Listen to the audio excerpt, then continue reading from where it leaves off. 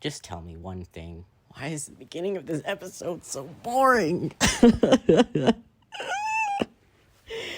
It's so boring. Please, somebody. Okay, I'm lying. It's boring because the purpose is to be boring. It's the whole point. Ow. I'm kidding, that didn't hurt. The whole point, though, is to be boring. But it's so boring. I just want to watch something else. Please. Let me watch something else. No, I'm just kidding. Let me watch the rest of the episode, the actual good part of the episode. End kind of sucks, though. Yeah, the end kind of sucks, though. But it's fine. Whatever. Hey, dog. What's up, dog? Oh, you can't even see her. Ugh. What's up, dog? Come here. Come here. Hi. Hi. What's up, dog?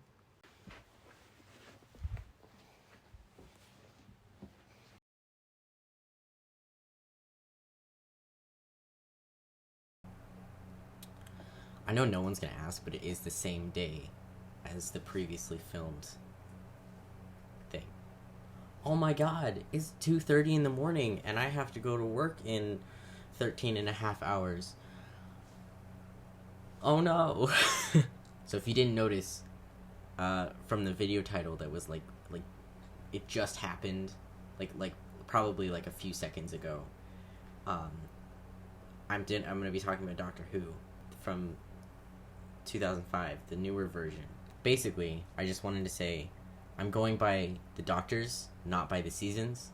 So each video, and there will be multiple, will have that Doctor's all entire seasons in it. If I can do it. Let's hope. I have never watched the original series, so I'll basically be ignoring it, because the revival also kind of ignores it. I've also seen this show before. I watched the entirety of seasons 1 through 7, including all the Christmas specials, and then I watched like half of season 8. I don't remember what happened. I think I just wasn't liking that Doctor. Maybe there was just an episode I didn't like. I can't remember. But yeah, I have seen this before, so it's nostalgic for me, and I think this is a good show. So that's a first. I mean, I kind of like Supernatural. It's kind of a good show. It's kind of a bad show. I don't know what you want from me. It's. Anyway, spoilers for season 1 of Doctor Who. That took forever. I know. Am I right? All right. So, brief overview of season 1. It has 13 episodes, not including the Christmas special. So, including the Christmas special, it has 14 episodes. But the Christmas special isn't with the 9th Doctor, who appears in this season. It's with the 10th Doctor. So each episode ranges from 42 minutes to 47 minutes. Each episode is a contained but chronological story. So all of the episodes, as they're shown to us, that's how they happen, but you could just kind of like jump in at any point and you won't really miss anything. But of course, you're rewarded if you watch all of them in order, because there are references and stuff. The first thing I wanted to talk about are recurring characters that I have deemed important to the season. And we're going from least important to most important. And this is my personal bias and may or may not be accurate to the actual season. Anyway, number 1, Mickey Smith. Played by Noel Clarke. Mickey is Rose's boyfriend. He is cowardly, but funny, very helpful, and good with computers. He's also protective of Jackie, the main person he interacts with this season. I like him. He's a good character. The way that Noel Clarke plays him is actually really good. Like, he's actually trying to be just a regular guy. It's pretty cool. But yeah, his performance is really good. I think he's kind of supposed to be annoying. He's written that way on purpose, and Noel Clarke brings it to life really well. Number 2, Harriet Jones, MP for Let me try again. Number 2, Harriet Jones, MP for Flydale North. Played by Penelope Wilton. Harriet Jones is funny. She's more important for the Christmas special, but she's introduced in, like, the 4th episode. Her running joke is that every time she introduces herself to someone, she says her full name and then whatever comes after that. So she goes, Harriet Jones, MP for Flydale North. And she does it, like, 5 or 6 times in the episode she's introduced in. And it's the funniest thing. And in the Christmas special, she's Prime Minister, so she says, Harriet Jones, Prime Minister. And everyone says, yes, I know who you are. Even the aliens, it's great. A little tiny character thing that I like is in the episode that she's introduced in, she meets a guy, and then he dies, and she never asked his name. And when we see her later, she asks everyone's name, no matter how unimportant they are. And for me as a person, that's like, wow, like, I would actually do that if someone died and I never learned their name. I would ask everyone's name from that point on, especially because she's Prime Minister, so people are going to get in trouble around her a lot, and they might die, so if you don't know their name, that kind of sucks. So she asks everyone's name. And I would just really like that little character trait, because that's, like, what a real person would do. At least in my opinion. I don't know. You shouldn't be meeting people that die so often, but you know. Number 3, Jackie Tyler, played by Camille Koduri, and I have no idea if that's how it's pronounced. I'm just gonna pretend that it is. Jackie is Rose's mom. She doesn't get much to do. She's kind of sidelined. She's usually the person carrying clothes or food, and she's a main source of comedic relief. It's usually like situational comedy. Like, this is my mom, and you're kind of my boyfriend, but not really, so you guys don't like each other. But it's fine, whatever. I really, really like Camille's performance as Jackie. It's kind of, like, it's like, perfectly, like, real person. It's kind of understated. And, like, honestly, every time I see Jackie, I'm like, wow, that's just, like, a real person that they just filmed and put into a show. Like, that's a real person. That's what I really like about Russell T Davies' writing, who he created, I think, all of these characters, aside from the Doctor, obviously, and he wrote most of them. Dude has some talent about making, like, real people. I don't know, it's just cool. I want to see how his brain works. I want to see how he, like, microwave spins all of his characters in his head. And now that I think about it, he did write the Doctor, he just didn't create the character. But he, like, he kind of created this version of the Doctor. Jackie is kind of annoying, but she's written that way on purpose. She is the overbearing mom. Like, that is her thing. But it's, like, so realistic. It like, when you see her, you're not even like, oh, that's such a dumb archetype. I wish they would throw that away. You're just like, oh, yeah, makes sense. That's, like, a real person. That's, like, what a real mom would do. Number 4, Captain Jack Harkness, played by John Barrowman. This dude, okay, this guy, he is kind of introduced as, like, a love interest, sort of. Kind of like an antagonist. Maybe, like, a gray area, like an anti-hero. Like, that he lives in the gray area. But he becomes a second companion to the Doctor. And that is amazing. He appears in the last half of the season. He's in, like, 4 or 5 episodes. He's one of my personal favorite characters of these early seasons. And he is an American played by an actual American, written by British men. I note this because he has one line in the finale where he is holding a gun and threatening people, and he says, "No one try anything clever." Excuse me, I'm sorry, my guy. If you're an American, when have you ever said, "No one try anything clever"? Instead of, "No one get smart"? I know we sound stupid, but we say that. Americans actually say that. We actually say, "No one gets smart." It just sounds better. So, I get why in a British show, written by British people, made for British people, that he would say, "No one try anything clever." Because if he used actual American language, slang, whatever, Brits would be confused. But as an American watching a British show that has an American that is played by an actual American. I don't know why he didn't change the line to "No one gets smart," because he's holding a gun, charging into a place, and taking it over. That is the most American thing I can think of. And if you're not going to say the most American thing you can think of in that situation, why are you doing it in the first place? I don't know. It just bugs me. It bugs me that sometimes he uses British slang instead of American slang. Like, one of the most notable differences is British people, they say thick, and American people say dense to call people stupid. And I can't remember if Jack ever says someone's thick. I think he does, like once or twice. But it bugs me because he would say, "You're so dense," instead of "You're so thick." Like no American would say that. No one would say thick, because it has a completely different connotation. And I know this show came out before thick means what it means now, but no one would say it to mean you're stupid. You would say you're dense or you're an idiot. Okay, sorry, I went on a rant, but I had to say it. He doesn't talk like an American sometimes, and it bugs me. What we learn about Jack is that he is from the 51st century. He's kind of the weapons guy, which I find funny because he's an American. So, give all the guns to the Americans, you can trust them, I promise. And, also funny, he is the bisexual. Like, he is the bisexual. And this show came out in 2005, and he was openly flirting with men and women, and he kisses both a man and a woman on screen. In 2005. 2005. We got a bisexual, actual, real one.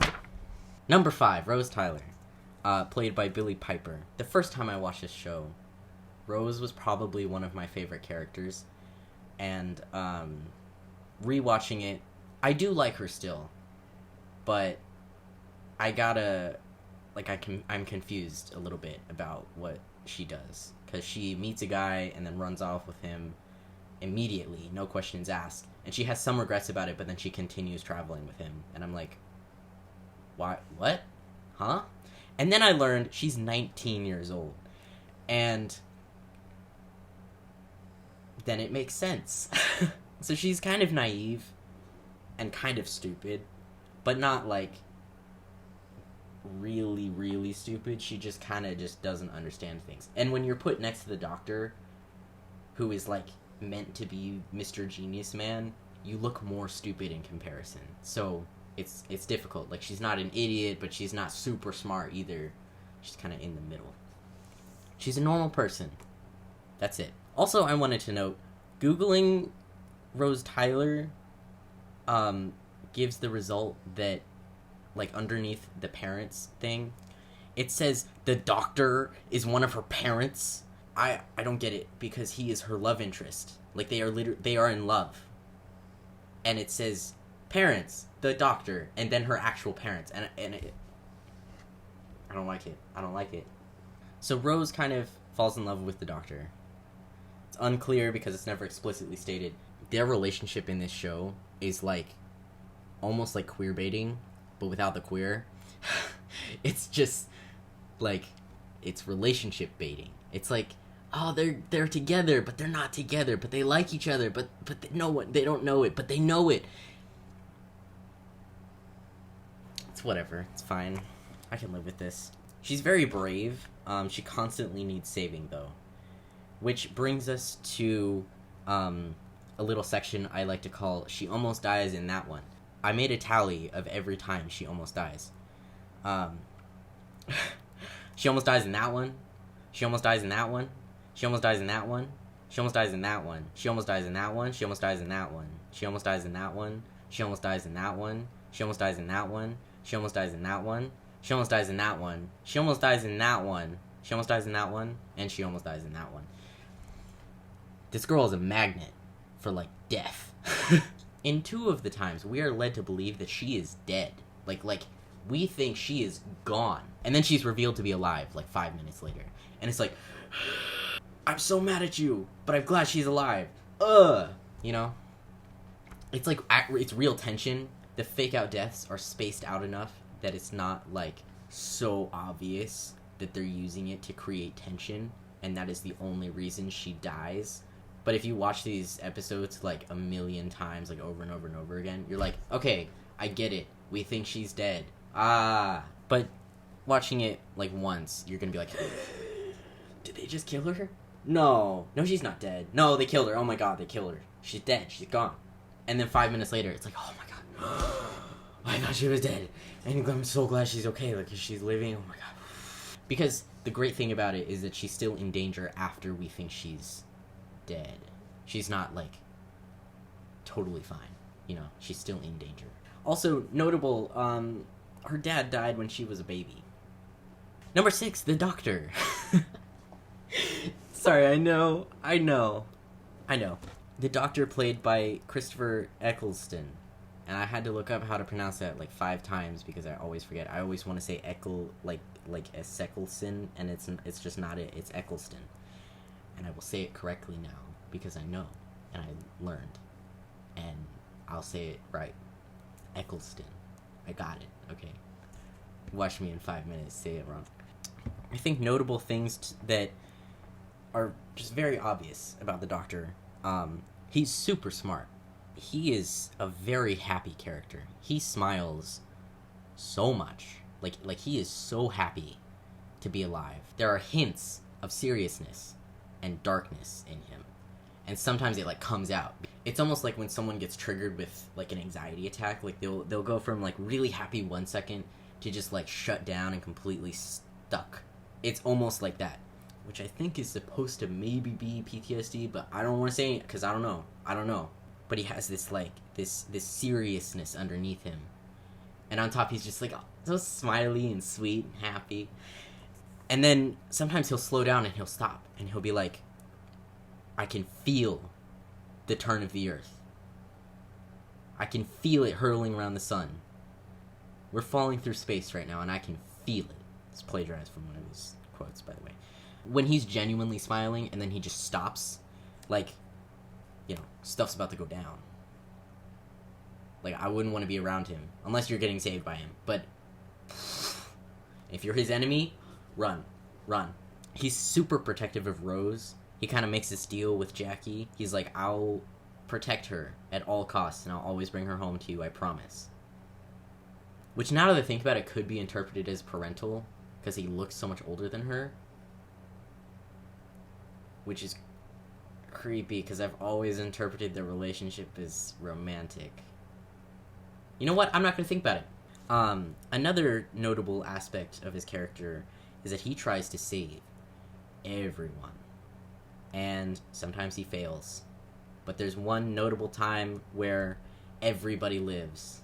And every time someone dies, you know, by accident, he will apologize to that person.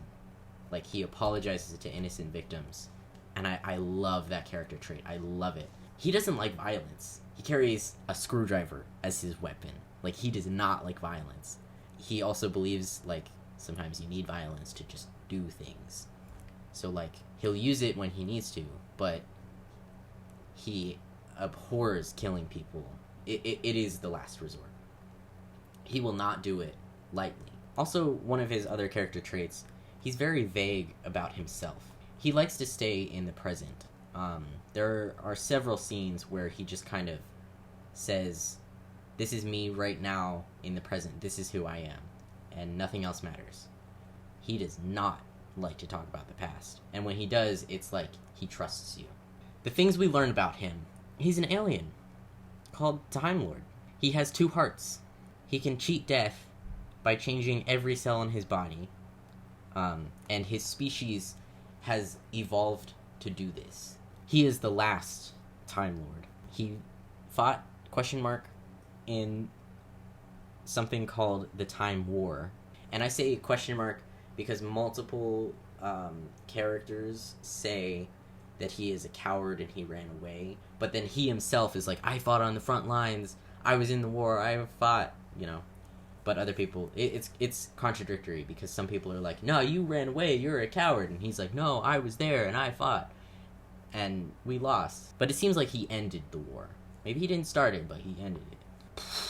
We also find out he destroyed his entire planet and his entire species so he could destroy his enemy. So he killed not one, but two entire species. Like planets full. Like billions upon billions of beings. He committed 2 genocides. Yikes. Double yikes. He is called the oncoming storm by his enemies. He sounds like he's from the north, and his defense to this is lots of planets have a north. And I'm sure this is funny, but like I can't tell the difference between a normal British accent and a northern British accent. I don't know the difference between normal and north. Because northern people sound like they're from Minnesota or Canada, eh? And that's not how he talks at all.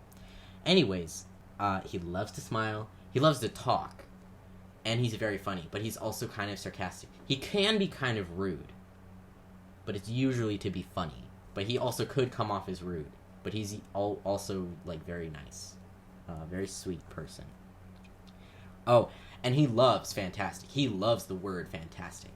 I actually counted how many times in the season he says fantastic. He says it 14 times, so that's like once an episode.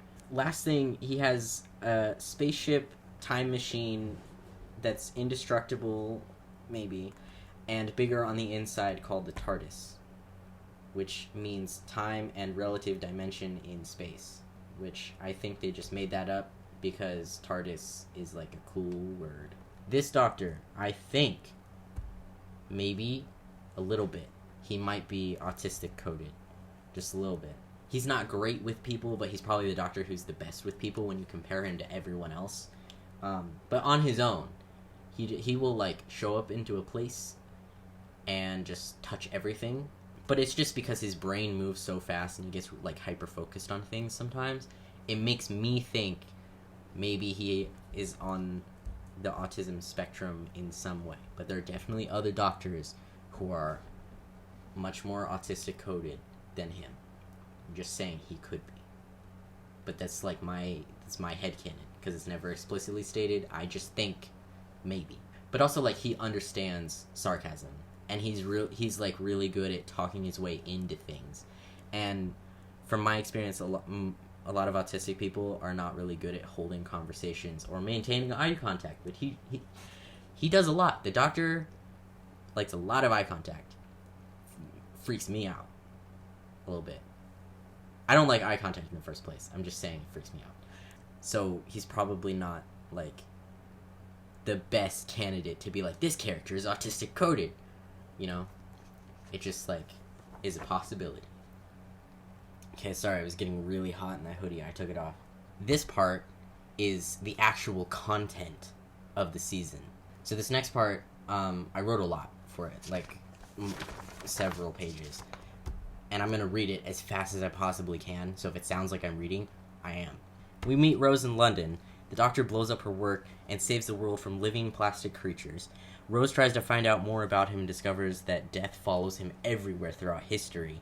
She travels with him to the year 5 billion to see the end of the world with a bunch of rich jerks, which I have to point out, bro, you literally just saved the world with her, and now you're showing her the destruction of her entire planet. That's really smart. Good job.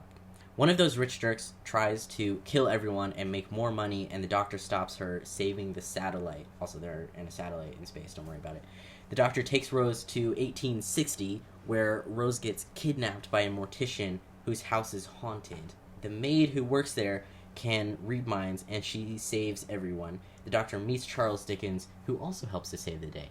This is also the first mention of Bad Wolf. The maid and mortician die, but the ghosts, called the Gelf, because they're actually aliens, are sent back through the rift that they came through. The doctor takes Rose home accidentally a year after she left, when he meant to take her 12 hours, but he accidentally went 12 months. And while there, a spaceship crashes into Big Ben, and an alien body is recovered. The doctor breaks into 10 Downing Street, which I'm guessing is kind of like the White House. I don't know for sure. He wants to see the alien and meets the Slitheen, which are different aliens.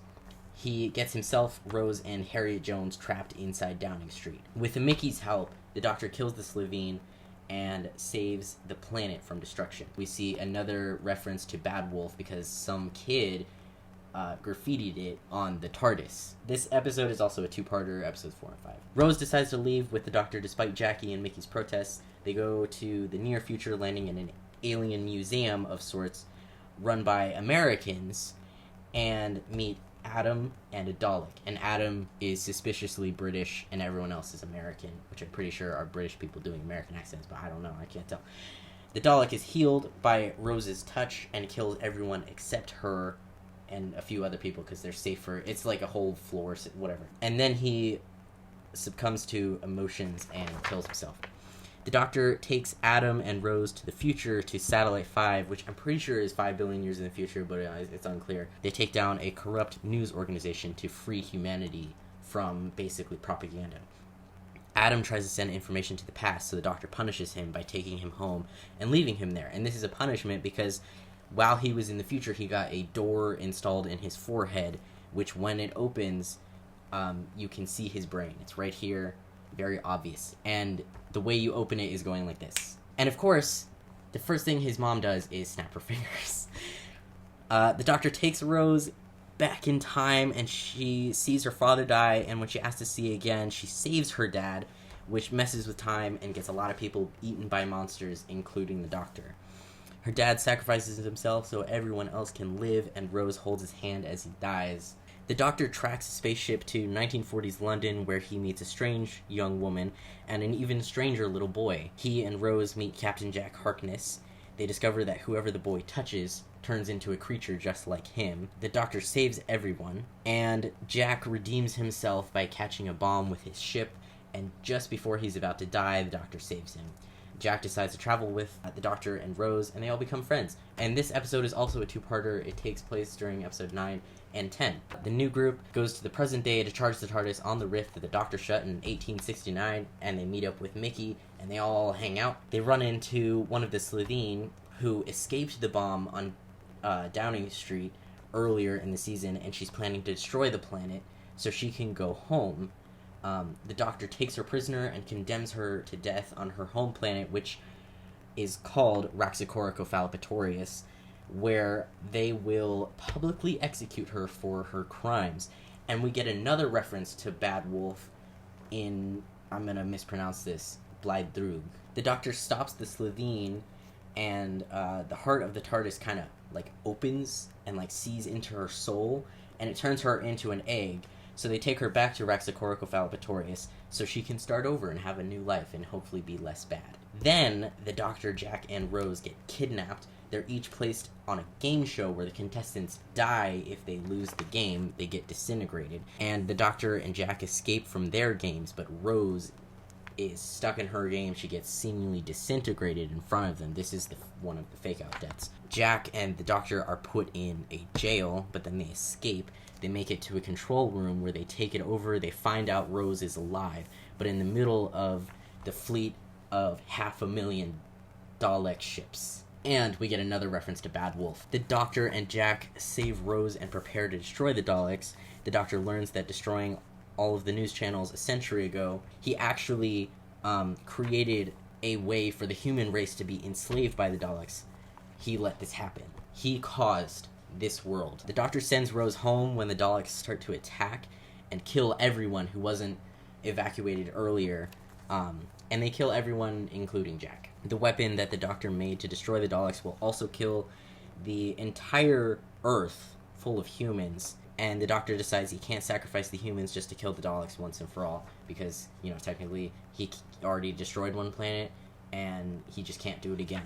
Also, I just want to note, Jack kisses Rose and then the Doctor in this episode, and it's very cute and sweet, and I really like it. It's very close to my heart. Rose gets the TARDIS open, and she sees into the time vortex, and she travels back to the Doctor, and she saves him, disintegrating all of the Daleks, like literally erasing them from existence in a matter of minutes. Like 500,000 Daleks, all of their ships, in like seconds, they're all gone. She brings Jack back to life and scatters the words Bad Wolf through time and space so she'll be able to see the message, and she'll be able to figure out that she is able to come back to the Doctor, and then she'll be able to create herself, and then she'll become overpowered. She will be the OP. The Doctor kisses her, absorbs the time vortex, and then puts it back into the TARDIS so that Rose won't die. And he takes her back home. They leave Jack behind because they don't know he's alive, I guess. And he quickly but vaguely explains how he's dying, but not really, but he'll never look like this again. And he regenerates, and we meet the new Doctor, played by David Tennant.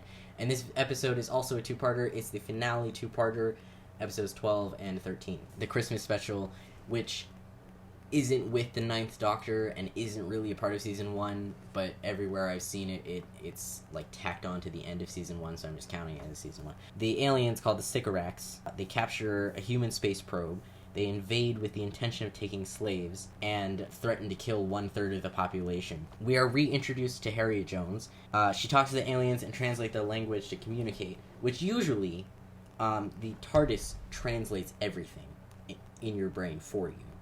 So that's why in the show everyone is speaking English all the time, because it doesn't matter what language they're speaking, because the TARDIS translates it for the characters and the audience. In this episode, it's not working. The Doctor is sleeping because of his regeneration and is able to tell Rose about the oncoming invasion before passing out again. So everyone gets beamed to the ship. The Doctor wakes up and he saves the day with a duel, which is cool. He also kind of has an identity crisis. Harriet Jones kills the aliens after they start retreating because the Doctor was like, hey, this planet is defended. If you come back here, I'll kill you. And they're like, okay, bye. And Harriet Jones is like, well, they're going to tell everyone about Earth and then they're going to start coming here, so I'm going to kill them. And then she does. And the Doctor absolutely bodies her with 6 words. Don't you think she looks tired? And he says this to a random character. And it's like one of those moments where you get chills. Like I the first time I watched it, I'm pretty sure I got goosebumps. The episode then ends with the Doctor and Rose deciding to continue traveling together, even though he looks different. They're still in love. It's great. The Doctor says their adventures are gonna be fantastic, and then he holds her hand, which is great because they started the series holding hands, and he's excited because the entire universe is brand new to him. He hasn't seen it. Not with these eyes. The episode and the season ends, and it's good. So I guess my comments after that are just kind of like, I really like this episode. It's fun. It's campy. It doesn't have any very obvious misogyny or racism, which I like. And it's short. This season, it really does not overstay its welcome. We really see the characters grow over time. There were some times where I'm like, am I about to cry? Because I don't want to cry right now, please. And then there are other times where I'm laughing so hard that, I have to pause it so I don't miss anything. But there's never a moment where I'm like, oh my gosh, can we get to the point? Great news. There's, no filler episodes. It's an actual story.